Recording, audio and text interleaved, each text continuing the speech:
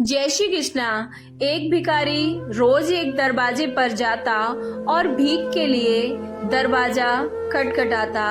आवाज लगाने के बाद जब वह घर का मालिक बाहर निकलकर उसको देखता तो वह उसे बहुत भला बुरा कहता, उसको अपशब्द कहता और ताने देता।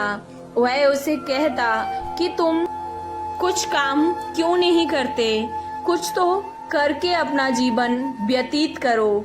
ऐसे ही उम्र भर क्या घर घर जाकर भीख मांगते रहोगे, यहाँ तक कि वह कभी कभी वह मालिक उस भिखारी को गुस्से में धक्का भी दे देता था। किंतु वह भिखारी उसकी उन सारी बातों को बस इतना कहकर टाल देता था कि ईश्वर तुम्हारे पापों को क्षमा करे तथा तुम्हें सद्बुद्धि दे।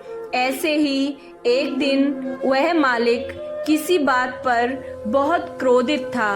तभी अचानक से वह भिखारी फिर से उसी वक्त भीख मांगने आ गया।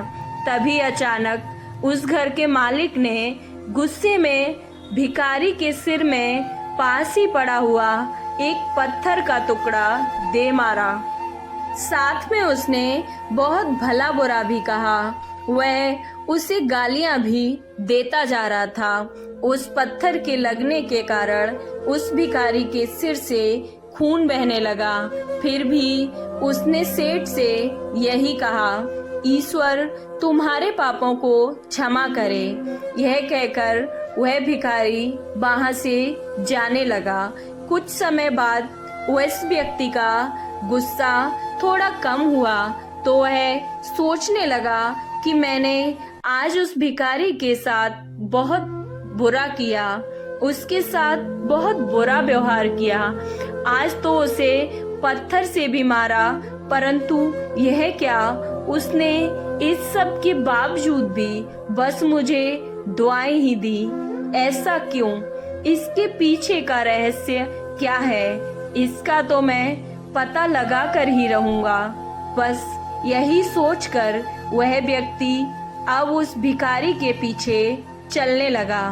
उस दिन वह भिखारी जहाँ भी जाता वह व्यक्ति उसके पीछे पीछे ही चलता जा रहा था। उस दिन उसने देखा कि कोई उस भिखारी को भीख दे देता तो कोई भीख नहीं भी देता, तो कोई उसे मारता, कोई उसे गालियां देता।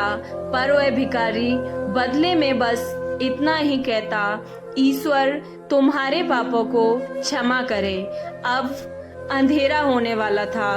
भिखारी अपने घर लौटने लगा। वह व्यक्ति भी अब उसका पीछा कर रहा था। भिखारी जैसे ही अपने घर पहुंचा, एक टूटी हुई खाट पर एक बुढ़िया लेटी थी जो कि भिखारी की पत्नी थी। उस औरत ने जैसे ही उसने अपने पति को देखा तो वह खाट से उठ खड़ी हुई और भीख का कटोरा देखने लगी। उस भीख के कटोरे में मात्र आधी बासी रोटी थी। उसे देखते ही बुढ़िया बोली, बस इतना ही और कुछ नहीं है। और ये आपको चोट कैसे लगी? यह पूछने पर भिखारी ने कहा, बस इतना ही मिल पाया, किसी ने कुछ नहीं दिया, सबने गालियां दी, पत्थर मारे, इसलिए ही यह सिर भी फूट गया। भिखारी ने फिर कहा, ये सब हमारे पापों का ही फल है। याद है ना तुम्हें, कुछ वर्ष पहले हम कितने धनवान थे, कितना कुछ था हमारे पास, सब कुछ तो हमारे पास था ही, किंतु हमने कभी भी किसी को दान नहीं किया था। याद है तुम्हें वो अंधा भिखारी? ये सुनते ही अंधे भिखारी का जैसे ही नाम लिया, यह सब सुनकर उस बुढ़िया की आंखें भर आईं। उसने कहा, हाँ याद है, मुझे वो सब कुछ याद है।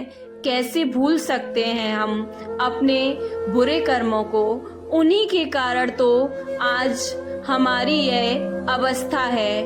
और वो दोनों अपने उस समय को याद करने लगे कि कैसे हम एक अंधे भिखारी का मजाक उड़ाते थे, कैसे उसे रोटियों की जगह उसके बर्तन में कूड़ा रख देते थे, उसे भला बुरा कहते थे, कभी तो उसे मारकर धक्का देते थे तो कभी उसे ऐसे ही भगा देते थे। बुढ़िया बोलती जा रही थी, सब याद है मुझे, कैसे मैंने भी उसे एक दिन सही रास्ता नहीं दिखाया और वह गलत रास्ते पर जाकर नाले में गिर गया था। जब भी वह हमारे द्वार पर आकर रोटियां मांगता तो मैंने बस उसे सदैव गालियां ही दी थी, उसे भला बुरा ही कहा था।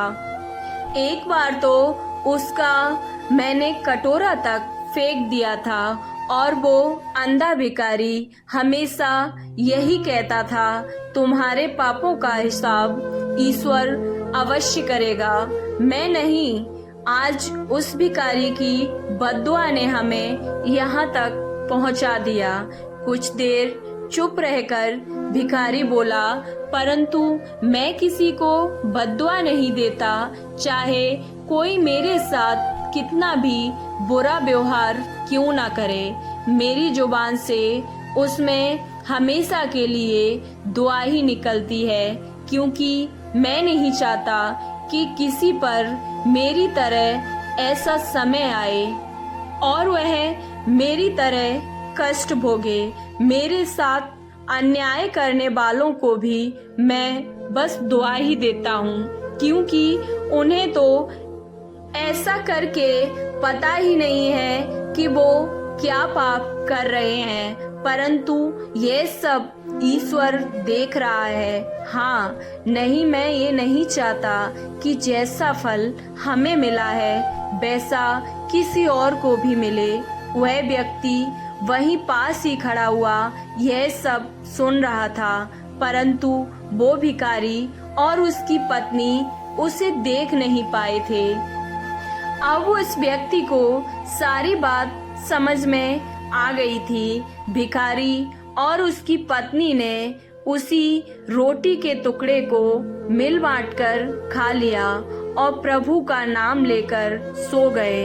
जब अगले दिन वह भिखारी फिर से उस व्यक्ति के दरवाजे पर भीख मांगने गया तो उसने देखा कि उस व्यक्ति ने पहले से ही उसके लिए खाना निकाल के रखा हुआ था और उसने भिखारी को वह खाना दे दिया था और अपनी गलती की क्षमा मांगते हुए बोला, बाबा मुझे माफ कर दो, मुझसे बहुत बड़ी गलती हो गई।